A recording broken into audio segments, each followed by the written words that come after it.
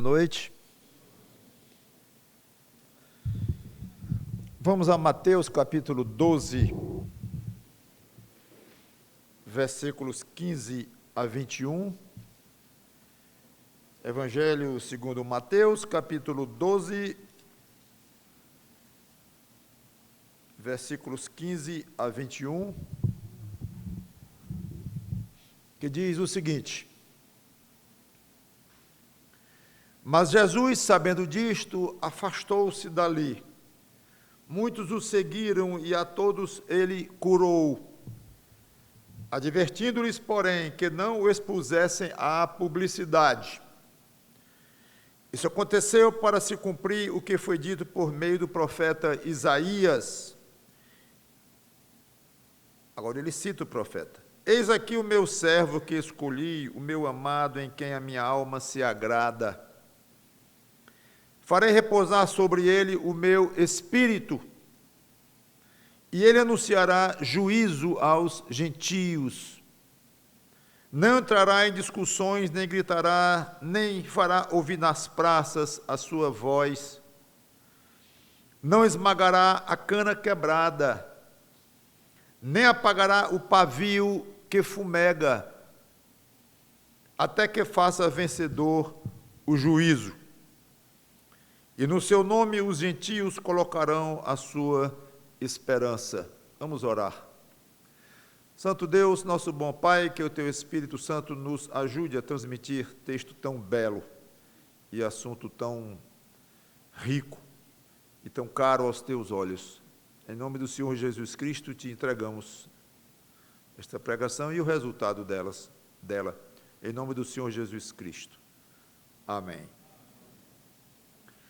Mais ou menos na metade do ministério dele, isso aconteceu.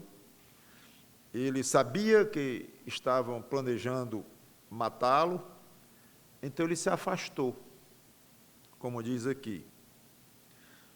Ele continuou curando, sim, falando, pregando, mas pediu que não espalhassem, como vocês viram aqui, advertindo-lhes que não o expusessem à publicidade. Por que esse cuidado? Seria o caso de perguntar. Pelo que se estuda, pelo que se vê, pelo contexto dos evangelhos, dois motivos eu diria. Primeiro, estratégico. Ele tinha um ministério a cumprir, estava sendo duramente resistido pelos fariseus e cada vez mais, e isso iria crescer, ele sabia disso. Passaria a ser perseguido abertamente, até o ponto de mesmo ser entregue, ser julgado e condenado para morrer numa cruz. Então, a publicidade iria chamar a atenção dos inimigos dele, especialmente os fariseus, inimigos religiosos, e facilitaria a localização dele. Ele não queria, então, ser facilmente localizável, de propósito. E ele, então, preferiu se afastar e pedir que não falassem muito do ministério dele, naquele contexto ali. É interessante notar que ele não estava fugindo, absolutamente. Mas é que ele não queria se expor tanto. Pelo menos naquela fase do curtíssimo ministério dele, de 3 anos e pouco. E logo depois, quer dizer, à medida que o tempo foi passando e foi se aproximando, então, do final do que ele tinha se proposto a estar nessa terra, e o Pai tinha para ele, aí ele acabou se expondo mesmo muito e terminou na cruz. Mas fez parte do projeto de ministério dele, essa fase ser discreta. Mas havia um segundo motivo, talvez mais importante do que o primeiro, não sei se mais importante, mas que nos toca mais, o aspecto pessoal. A delicadeza da personalidade dele, a discrição natural da pessoa dele. Fazia parte da natureza dele ser discreto. E ele queria que o ministério dele tivesse essa característica, bem de acordo com o jeito dele. Mateus, então, passa a descrever uma longa passagem de Isaías, lá no capítulo 42, que eu não vou ler, não vou comparar uma com a outra, geralmente as citações mais longas de passagens, mesmo as mais literais, elas não combinam exatamente, às vezes há um aspecto interpretativo em que o próprio escritor do Novo Testamento, inspirado pelo Espírito Santo e com autoridade tanta como tinha o próprio profeta citado, Isaías, Jeremias, nesse caso, Isaías, então não é idêntica a citação e poderíamos, então, aplicar algum tempo nisso, mas eu acho que não é o propósito, não vou fazê-lo. Apenas vamos para a profecia de Isaías, como citada por Mateus. Então, e como eu já disse, é bastante literal, é praticamente o que Isaías, então, havia predito 700 anos antes. A expressão aqui 17, isso aconteceu para se cumprir o que foi dito. Talvez seja melhor entender esse para se cumprir como sendo, e assim se cumpria. Acontecendo isso assim, era a maneira de se cumprir o que havia sido profetizado. Então, várias vezes nós vemos essa expressão, especialmente em Mateus, para se cumprir. Não é que foi uma coisa encomendada para que fosse cumprida a profecia, uma coisa que Deus resolveu encaixar ali para poder a profecia não ficar em aberto, não ficar devendo um cumprimento. Não é bem assim, mas tudo fazia parte da fluidez do plano divino, e a maneira dele dizer, para se cumprir, era: estão vendo isso acontecer? Pois é exatamente a forma de que está se cumprindo a profecia tal e tal e tal. No caso, Isaías 42. Então, aqui temos uma passagem valiosíssima sobre a pessoa de Cristo. Só que, sob uma ótica extremamente especial e de bastidores, que nós não teríamos a menor noção se não fosse essa revelação aqui, porque é como vista pelo Pai Celeste. Então, versículo 18, eis aqui o meu servo. É evidente quem está falando aqui. Primeira pessoa da Trindade, o Pai. E ele chama Jesus de servo, mostrando o aspecto obediente do homem Jesus. Aqui nós vemos a natureza humana dele até com mais brilho do que a natureza divina dele. É como servo, é como homem, quero dizer, que ele foi servo de Deus e veio realizar um serviço. Muitas vezes ele disse isto: eu estou aqui para realizar uma obra, eu tenho um objetivo, e esse objetivo ele resumia sempre, parece que a forma que ele tinha de resumir, que daria mais essência, mais peso ao que ele veio fazer aqui, era simplesmente dizer: eu vim fazer o que meu pai mandou fazer. Pronto. Agora, claro que ele explicou o que era isso, ao longo do ministério dele, e tudo, sabemos que ele veio pregar, veio morrer numa cruz, ele veio se dar como o Cordeiro de Deus. Tudo isso do ministério dele nós conhecemos por diversas partes das Escrituras, e algumas pelas palavras dele próprio, outras de outros autores do Novo Testamento, que tudo junto ali faz um quadro que poderíamos, então, colocar detalhadamente como se constituindo no propósito da vinda de Cristo aqui a este mundo. Mas resuma mais ainda, dê um resumo muito sucinto, o máximo que você puder. Bom, se vocês querem assim, eu vou dizer: vim fazer a vontade do meu Pai. Seria muito interessante um crente, ao ser perguntado qual é o seu propósito de vida. Você quer que eu expanda?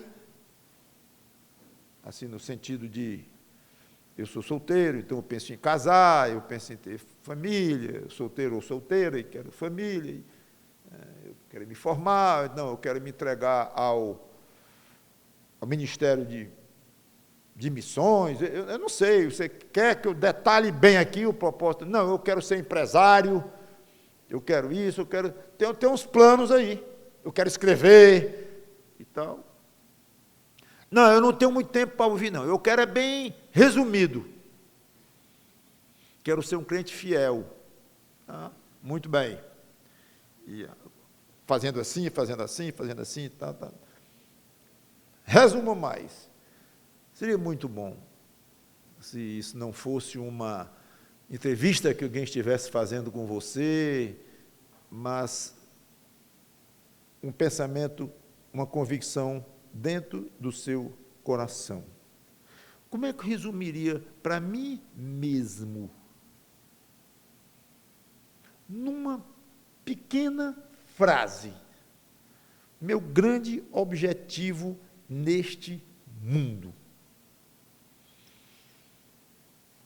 Sei não. Eu vou ver o que o apóstolo Paulo disse sobre o ministério dele e vou tentar fazer um resumo. Vou ver o que Pedro disse, ou que outro personagem bíblico. Mas vamos para Jesus, então. Não, vamos ver o que Jesus disse do ministério dele, realmente do que é mais básico. Claríssimo, aqui. Ele veio fazer a vontade do Pai. Então, isso poderia ficar, deve ficar, no coração de todo crente.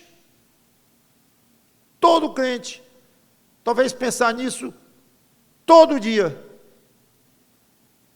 Por que eu acordei hoje? Sou casado, tenho um filho, isso, aquilo, tenho obrigações tais, então o que me compete hoje? Aí eu tenho que fazer isso, tenho que levar o menino para a escola, tenho que fazer aquilo, tenho que providenciar isso, aquilo, outro. Tudo bem, é certo, correto. Mas, muito antes disso, você abrindo os olhos, eu vim fazer a vontade de Deus. Sabe o que significa isso? Se eu não fizer, pode me tirar daqui. Não tem sentido, a minha vida não tem o menor sentido, se Deus não puder dizer, esse é um servo, esta é uma serva. Não presta a sua vida para nada nesta terra, não tem sentido nenhum, nem a minha. Se Deus não puder dizer isto aqui, eis aqui o meu servo, ou a minha serva, no sentido diferente,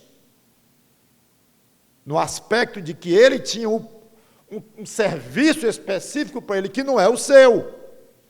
Claro, se formos falar dos pontos do ministério dele, do serviço dele, dos pontos do seu serviço, claro que vão variar, você não é Salvador, nem eu, ele era, tudo bem? Mas no sentido de ser servo e estar aqui para servir a Deus, se você não tiver esta convicção dentro do seu coração e essa certeza, se você tiver outros planos para esta vida que não incluam de uma maneira altamente primordial ser um servo, não adianta.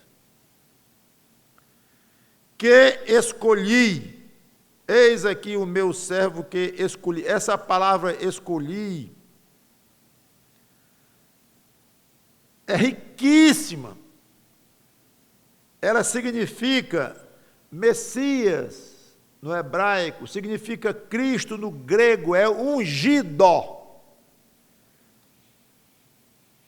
Então, aqui ele está dizendo, este é o Messias que eu havia prometido para Israel, é este.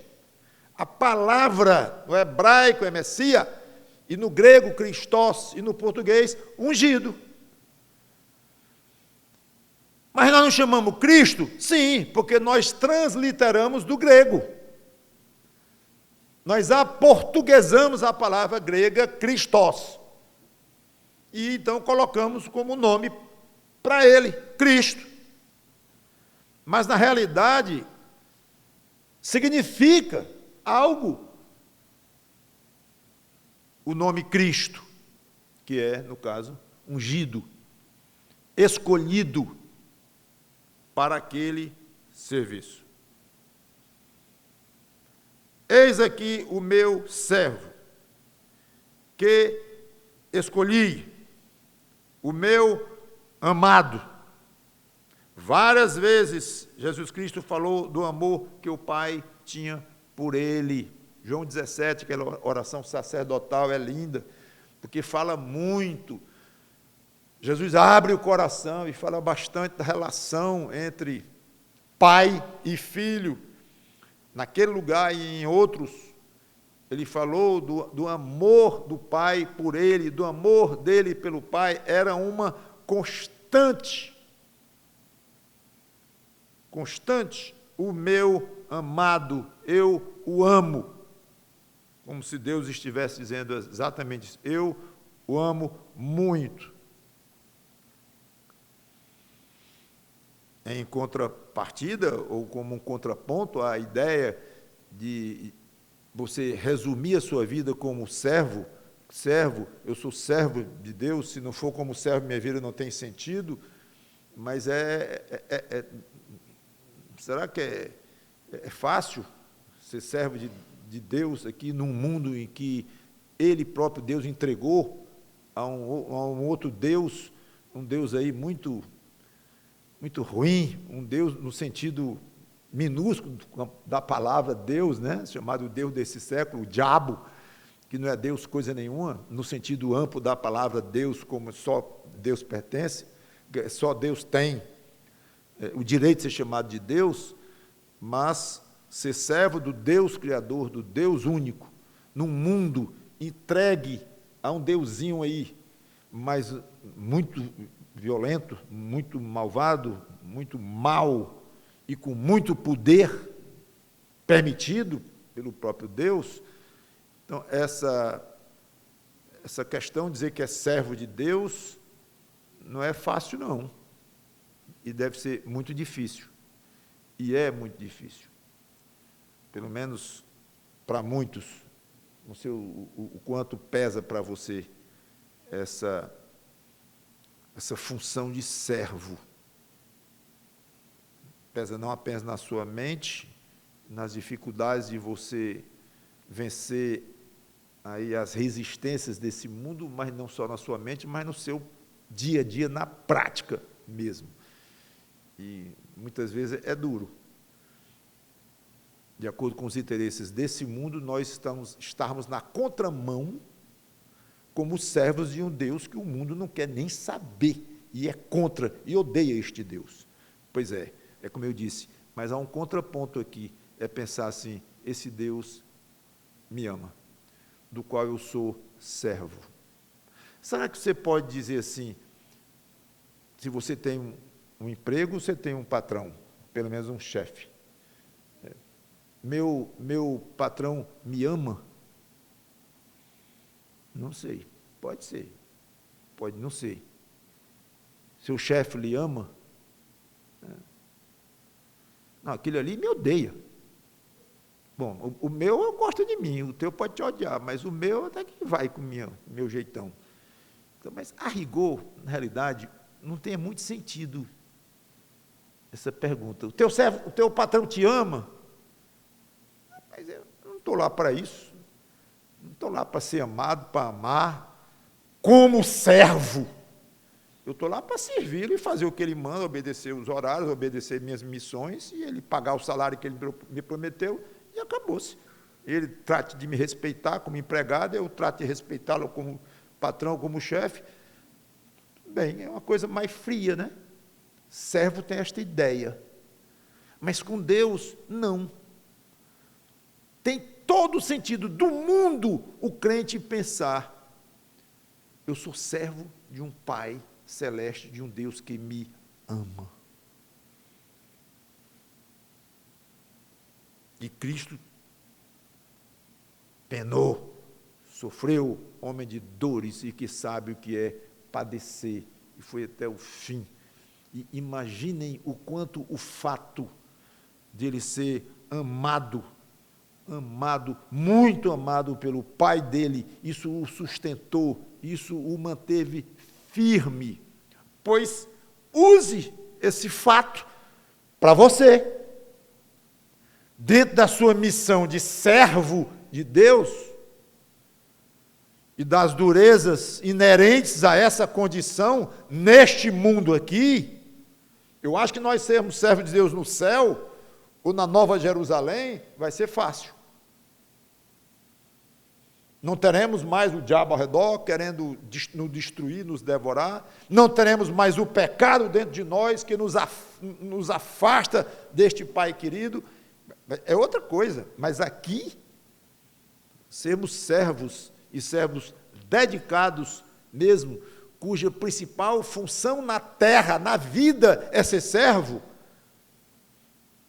é difícil, mas ao mesmo tempo extremamente prazeroso, confortante saber que sim, não é só uma questão que eu vou ter com o meu chefe, ou o meu patrão, Deus, eu vou respeitá-lo, ele me respeita, ele cuida de mim, eu cuido dos interesses dele, porque sou pago para isso, eu tenho a minha...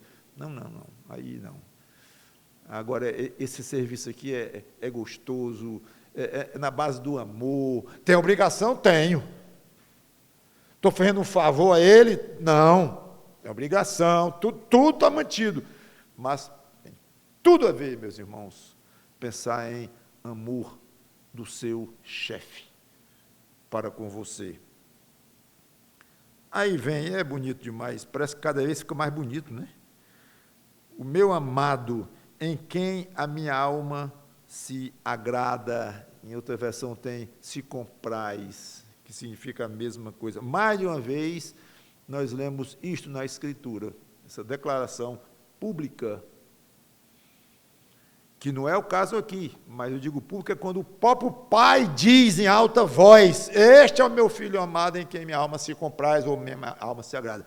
Não foi o caso aqui é Mateus que está escrevendo e dizendo isso, mas o próprio Deus fez questão de dizer isto em alta voz, pelo menos 2 vezes, em momentos diferentes, em que minha alma se agrada.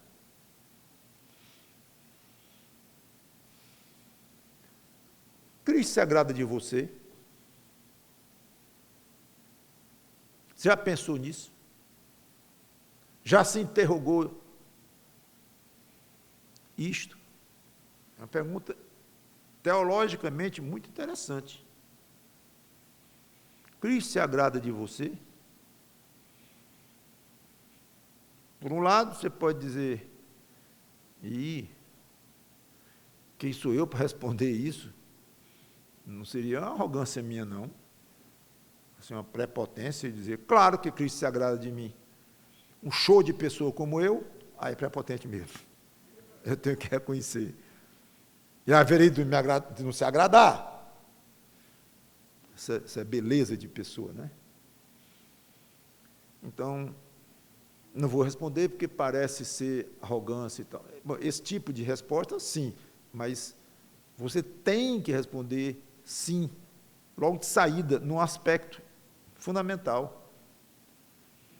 Porque o sentimento dele com relação a você e o sentido de aprovação dele com relação a você, ao ponto de dizer: eu me agrado sim dele, dela, tem tudo a ver como ele se relaciona com o filho dele, com este servo aqui, com o Messias, com o eleito dele, Jesus Cristo. Porque é por causa de Jesus Cristo que ele diz que se agrada de nós. E sim, a resposta é, no sentido, sim, Deus se agrada de mim. Porque se não se agradasse, você estaria no inferno. Então, só o fato dele ter lhe salvo, ou salvado, mandado o Espírito Santo até você, e dado fé, perdoado seus pecados, tudo isso, sim, é óbvio, já mostra que Deus se agradou de você. Não há aspecto arrogante em nada disso, porque você teria de complementar. Ele se agrada de mim, sim, e é muito, por causa de Jesus Cristo. Tudo bem, resposta correta, mas está incompleta. Quer dizer, então, que Deus se agrada do João, igualzinho se agrada do José, os dois crentes? Continua interessante a pergunta, teologicamente falando. No sentido de que ambos estão salvos, e quando ele olha para o um e para o outro, ele vê Cristo na frente, a justiça de Cristo implantada dos dois. Sim, eu não vejo diferença na forma como um agrada e o outro agrada, porque ele vê o mesmo, a mesma pessoa na frente do um e do outro, vê o mesmo sangue que limpou um e limpou o outro, Cristo, Cristo, Cristo, o tempo todo. Então, nesse sentido, sim, não é mais nem é menos. Assim eu penso. Há um aspecto do seu comportamento como filho ou filha. Aí essa questão do Deus se agrada de você muito. Agora, nesse aspecto, tem todo o sentido você pensar, não sei não. Não sei o quanto eu tenho sido agradável a Ele, não. Não sei o quanto eu tenho dado de alegria a Ele, não. Tem sentido isso? Todo sentido. Então você veja que as coisas às vezes não são simples, porque há aspectos, há sentidos diferentes por trás de questões assim, da nossa relação com Deus, da teologia e da revelação bíblica. São assuntos que às vezes têm aspectos diferentes. Deixando de lado o aspecto que você pode responder sem piscar, Deus se agrada de você? Sim, e é muito. Arrogantes? Não, porque é em Cristo. Estou aprovado em Cristo. Ok, ele não precisa nem pensar. Eu quero olhar este aspecto aqui. Esse do dia a dia. Esse do quão fiel, quão obediente, quão zeloso, quão disposto você é no seu serviço a Deus, na sua obediência aos mandamentos de Deus. É aí que eu quero jogar a ênfase da pergunta. Quanto a Jesus Cristo, já temos a resposta. Em quem a minha alma se agrada. 95%. Não. 100%. Porque ele não tinha pecado. Como homem, mesmo olhando apenas a natureza humana dele, ele não tinha pecado algum. E ele conseguiu, como homem, vencer tentações. Que é outra questão, que essa eu não vou nem tentar responder, questão complicada. Jesus Cristo poderia ter caído? É muito curiosa essa pergunta. Porque se disser, poderia. Então, Deus poderia ter pecado? Não, não poderia. Então a tentação foi uma farsa? Aí vem o bona fide, que ele explica lá na teologia, né? Foi uma tentação de boa fé, foi séria a tentação dele, não foi uma farsa, foi para valer. E como eu disse, eu não vou entrar nos meandros de tentar responder, poderíamos responder até certo ponto, uma e outra questão, há ângulos diferentes para se examinar, mas não importa. O que importa é, ele foi tentado para valer? Foi. Ele foi tentado como um boneco seria tentado? Um robô seria tentado? Não. Então ele resistiu para valer? Resistiu às tentações que o diabo colocou para ele? Sim. Então teve mérito pessoal a resistência dele à queda e a não pecar? Sim. Se poderia pecar, se não poderia pecar. Quando se fala de algumas coisas da Bíblia muito misteriosas, inclusive sobre Cristo, não dá para se juntar até o ponto que nós gostaríamos, que não alcançamos. Mas para fazer certas afirmações de um lado e afirmações do outro, sim, podemos fazer. Então, a resistência dele ao pecado foi real? Sim, sim e sim. Se não fosse, como é que ele teria sido considerado fiel? E nos ensinado e sido exemplo para nós, é claro que sim, foi real. Então o pai olha para ele e diz, esse meu servo, com natureza humana, olhando para a natureza humana nesse aspecto aqui, de olhar, ele não teve pecado nenhum, ele é um servo tremendamente fiel. Ele nunca caiu. Ele me agrada 100%. 100%.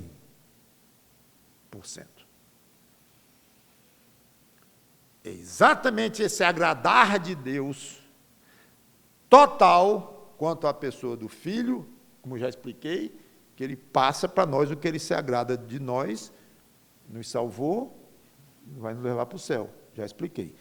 Quanto ao aspecto da sua obediência e da sua resistência ao pecado, que é o que vai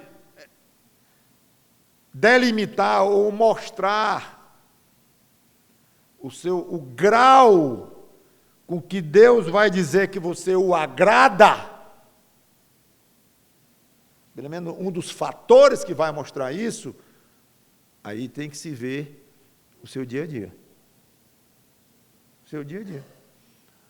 Eu acho que você não vai mais dizer que é 100% não, né? Não dá. Nem eu, nem ninguém. Não podemos.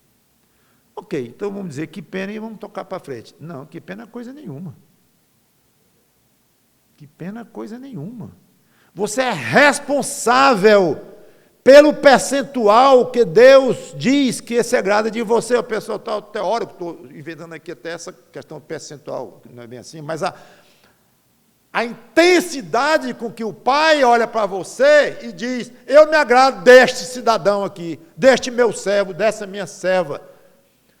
Quando ele olhava para Jesus Cristo, como aqui, dizer, é 100%. Mas quando olhava para Mateus, o evangelista, e outros, Pedro, os outros, já não era mais 100%, claro. E com relação a você também. Aí cabe a cada um de nós ter diante de si a proposta de dizer, eu vou aumentar, eu vou tentar aumentar todo dia a intensidade, o gosto, o prazer com que o meu Pai Celeste diz que me ama. E que eu o agrado. Eu não sei se os crentes estão pensando nisso o tempo todo, ou pelo menos muito, de colocar como objetivo, eu quero ser agradável a Deus, não é? Escapei do inferno, vou para o céu, não tem mais... Pastor, vive dizendo lá em cima que não tem mais quem me tire das mãos de Cristo. Eu não. É a palavra de Deus que está dizendo isso. Pois bem, a palavra de Deus mesmo me garante que eu não tenho quem me tire mais da mão de Cristo. Legal. Joia. Estou garantido. Cada vez que o pastor diz lá na frente, ou que eu leio de novo aqui, eu acho legal. Muito bom. É bom, né? Estar seguro na mão de um Deus poderoso, que lhe ama. Ótimo. E o seu compromisso de ser agradável à alma de Deus. em quem a minha alma se compraz ou se agrada.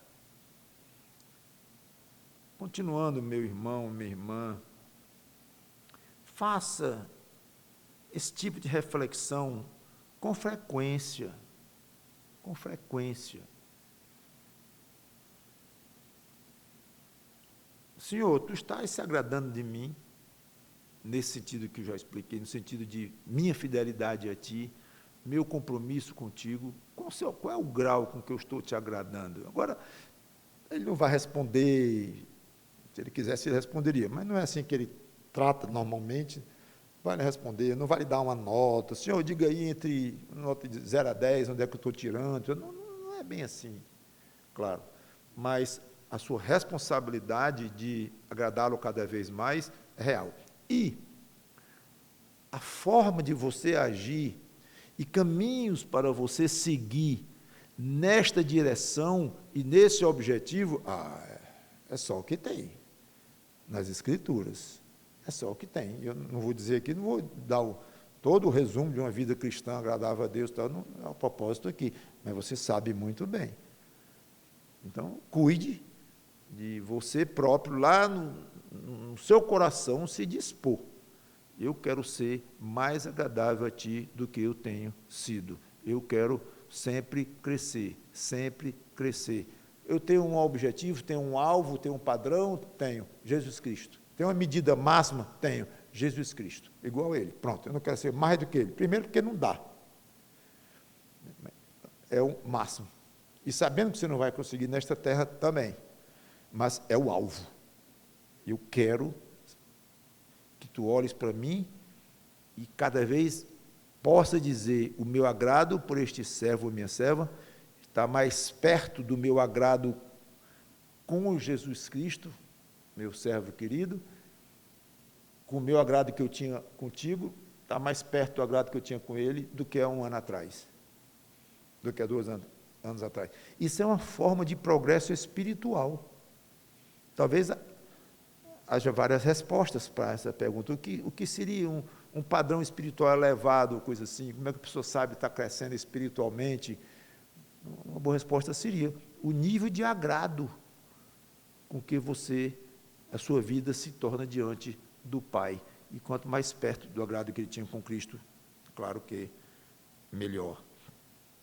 Farei repousar sobre ele o meu espírito. Notaram a Trindade aí? Aqui, não tem a palavra Trindade na Bíblia, mas é espetacular quando vemos a Trindade discretamente, às vezes nem tanto, às vezes quando falei em nome do Pai, do Filho e do Espírito Santo, aí está lá. Não é tão discreto, quer dizer, tá, mas é evidente nesse sentido. Aqui está discreto, né? O Pai falando para o Filho, ou do Filho, e dizendo que ia enchê-lo do Espírito Santo, a terceira pessoa da Trindade. Farei repousar sobre ele o meu Espírito. O homem Jesus era dirigido, orientado, podemos dizer que ele era dependente do Espírito Santo? Total. Sim, podemos dizer. No aspecto da natureza humana dele, natureza divina, é diferente, porque aí ele já é igual ao Espírito Santo em divindade. Mas como homem, ele precisava de sabedoria humana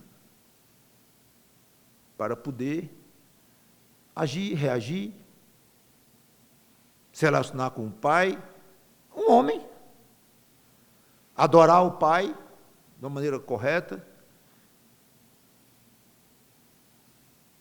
O Espírito Santo de Deus esteve sobre o homem Jesus o tempo todo.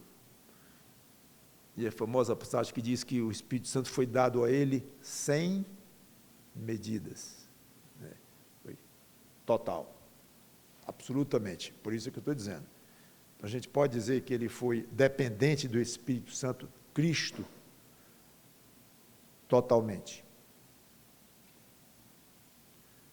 Quantas vezes você já refletiu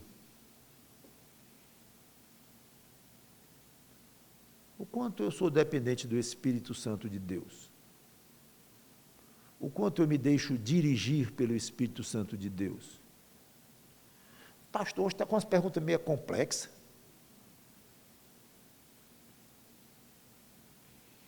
Tá bom, então fique vindo para os cultos, nos horários dos cultos, lê a sua Bíbliazinha um ano inteiro, aquele programazinho de ler o ano. Não, eu leia 3 vezes por ano. Ótimo, leia 4 logo, pronto. Leia a Bíblia 4 vezes por ano e tal. Dê seu dízimo, ótimo, que bom. Não minta, não roube, não xingue. Se você é casado, não seja infiel, cuidado com a mente, pureza e tal. Toca para frente, vida cristã é isso aí. Irmãos, vida cristã é muito mais do que isso. Vida cristã é fazer essas perguntinhas complexas que eu estou colocando aqui. Porque nós estamos vendo o resumo do que o Pai Celeste disse para Jesus Cristo, o Filho de Deus encarnado, o homem perfeito, o Filho do homem entre nós. Então, aqui está o padrão máximo que um ser humano pode ser diante de Deus.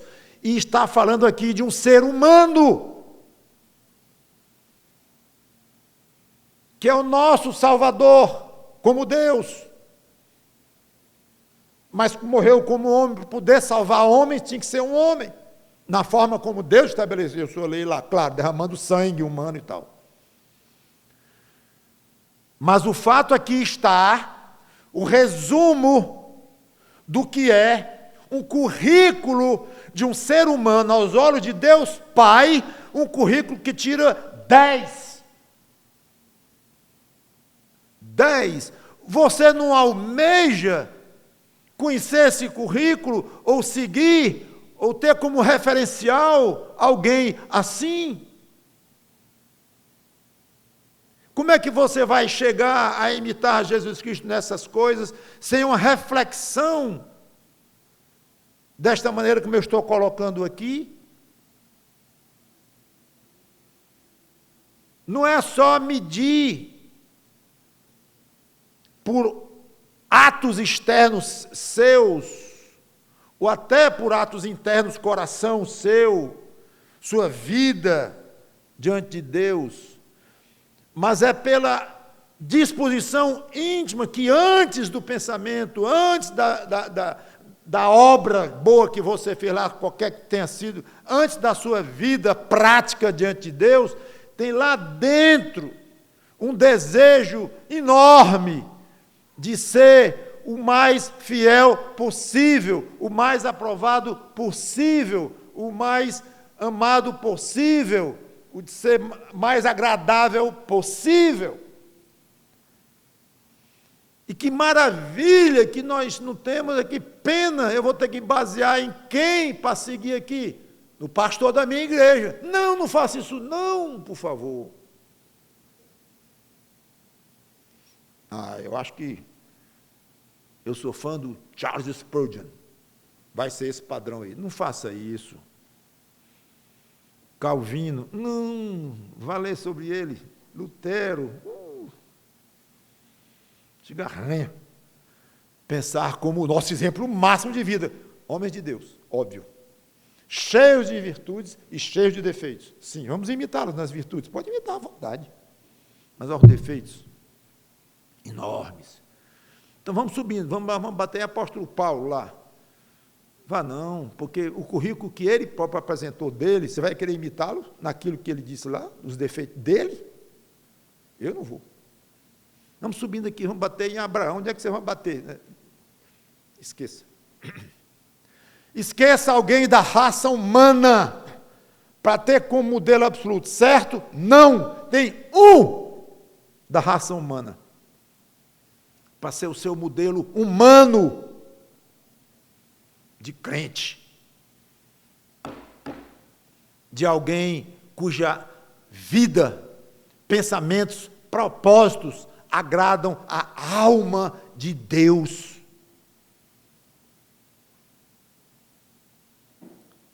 É isso que deveria ocupar nossas mentes, nossas vontades.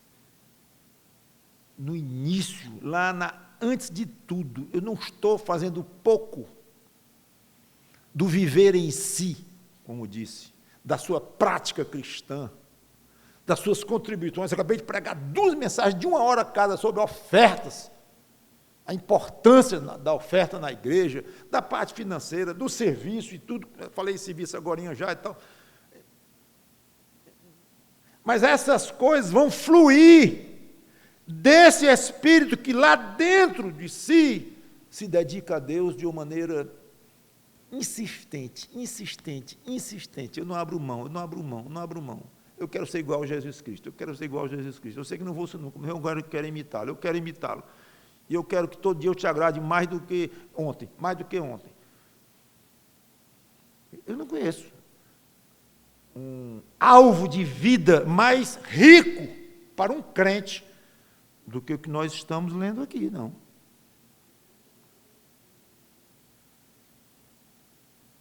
Anunciará juízo aos gentios,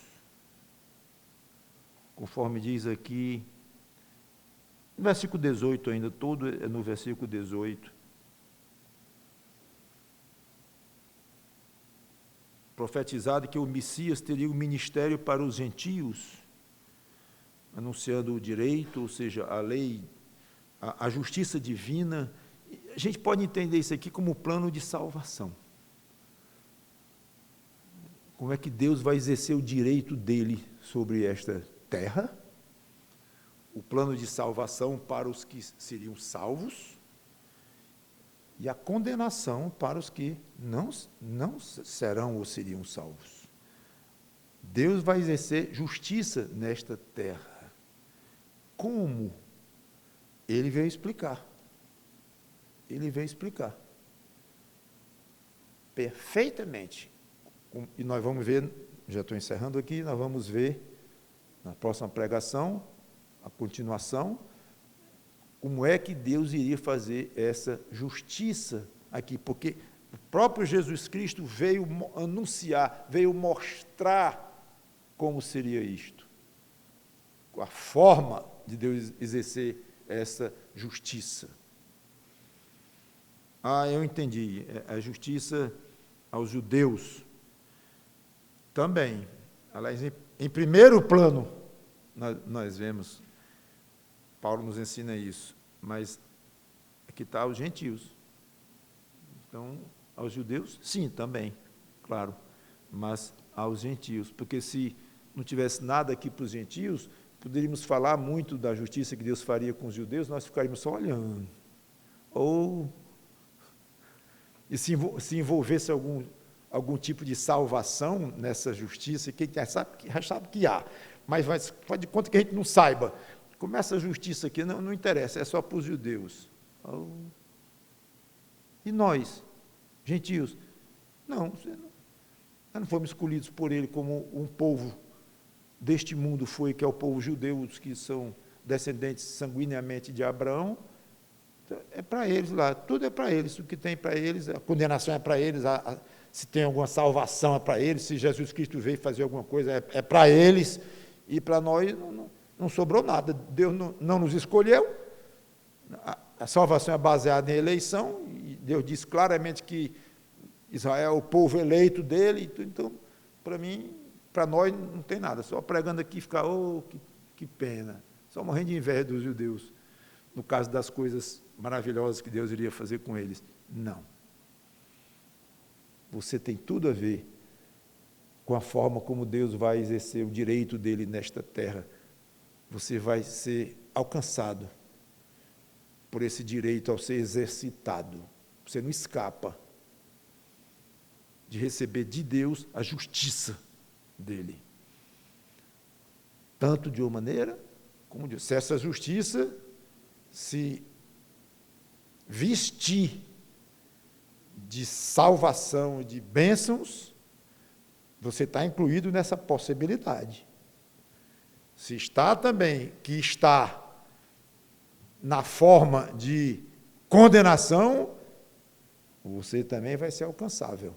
Então, qualquer ser humano, tanto o judeu lá, como os gentios aqui, tem tudo a ver. o cristianismo não é algo que é mais para os judeus, e que nós devemos pregar para os judeus. Judeus é o povo de Deus que teve um propósito lá e tal, ainda tem, pelo menos para nós, alguns crentes acham isso, nós achamos isso e tal. Ótimo, pregar para os judeus, falar para os judeus e tudo, ótimo, eles têm realmente muitos privilégios, ok. Mas o privilégio da salvação lhe alcançou a mim, como gentio. Então, vamos aguardar para ver. Eu quero parar aqui. E é interessante que Mateus é considerado como evangelista para os judeus, hein? Lucas é considerado evangelista para os gentios. Marcos é considerado evangelista para os romanos. Isso não está na Bíblia, em lugar nenhum. Mas ao observar como Mateus escreveu o evangelho dele e a forma como ele apelou, como nós vimos aqui, inclusive, para as Escrituras, isso aí para que se cumprisse isso, se cumprisse aquilo. Ele está falando de que profetas? Judeus. Então, tem tudo a ver, a ideia, eu acho simpática, isso não exageradamente, mas, de uma maneira geral, achar que o Espírito Santo inspirou Mateus para se dirigir de uma maneira mais prioritária aos judeus, não que nós não tenhamos o que aprender e o que gozar com isso, claro, né? Mas a ênfase, como se fosse, Lucas para os gentios, com o pensamento de grego, coisa assim, e Marcos como um homem, aspecto mais humano dele, que aí ele alcançava mais os romanos, o pensamento, a filosofia romana, assim, e João totalmente à parte deles três, e que apresentava Jesus Cristo mais como Filho de Deus, e com um tom bem diferente, como nós sabemos. E mesmo assim, Mateus, não é nem Lucas aqui, mas é Mateus, o evangelista mais especializado, vamos chamar desta forma, né? Usando uma palavra moderna, nos judeus, e é ele que está dizendo. Isaías disse, 700 anos atrás, que o Messias, servo de Deus, que iria ser amado por Deus e agradar a Deus, ele tem tudo a ver com os gentios. Isso para nós pode parecer uma tecnicidade aí, bíblica, teológica, coisa assim. Não é não, gente. Não é não. Louve a Deus, porque ele estendeu o manto da salvação aos gentios. Incluiu a todos.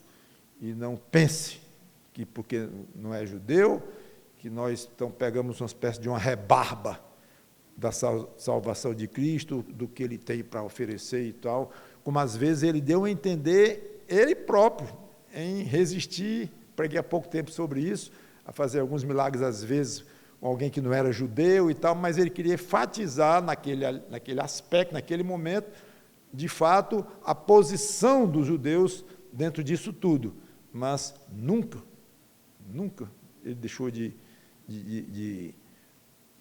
valorizar, de deixar claro, e especialmente no final do ministério dele, quando ele abriu por toda a Judéia, Samaria, Jerusalém, Samaria, Judéia, por todas as nações do mundo. Então, graças a Deus que ele chegou aqui no Brasil, a salvação dele lhe pegou lá onde você está, você que é crente e você que não é, pode ter certeza que a salvação no Senhor Jesus Cristo lhe está oferecida, está na sua frente, de uma maneira plena, total. Quanto a nós crentes, que olhemos mais para esses alvos para a nossa vida cristã. Vamos orar. Obrigado, Senhor Deus, pela Tua palavra, que o Teu Espírito Santo nos ajude a colocar alvos mais espirituais, alvos mais finos, alvos que Tu mesmo revelas na Tua palavra, que te agradam mais, que são aqueles que nós devemos seguir na nossa busca nesta vida aqui para te agradar e cumprir o nosso serviço. Em nome do Senhor Jesus Cristo, e pedimos e agradecemos. Amém.